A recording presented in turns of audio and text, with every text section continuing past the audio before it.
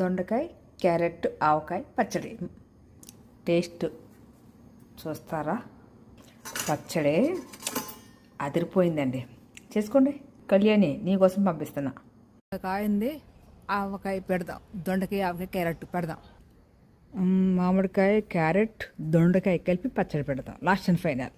చిరు 1,00,000 కాయలకి అయిన బుజ్జిగాళ్ళు ఇద్దరును ఎవరి దృష్టి లేకుండా పచ్చడి పెడదామా. కోవిడ్ ఆయిల్తోనూ సిసిగా కారంతో 2 కలిపి పెట్టేద్దాం. మామిడికాయ ముక్కలు, దొండకాయ ముక్కలు, క్యారెట్ ముక్కలు. ఇవి కాకుండా ఈ పచ్చిమిరపకాయ ముక్కలు కూడా చేసుకుందాం. ఒక్క అరగంట ఎండలో పెడితే కొంచెం తడి ఆరుతాయి. ఒక్క అరగంట చాలు. 10 నిమిషాలు గట్టిగా ఎండ ఉంటాయి. క్యారెట్, మామిడికాయ, ఆవకాయకి ముక్కలు ఎండబెట్టాను చూడండి. పొడి తడిలే చూడండి.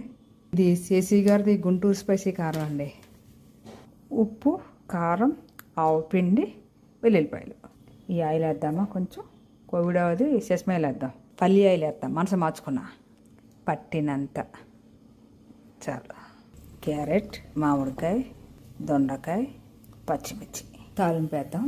మెంతులు, ఆవాలు, వెల్లుల్లిపాయలు, ఇంగువ పేగింది, కొంచెం మెంతిపిండి. పచ్చడి వేసేద్దాం.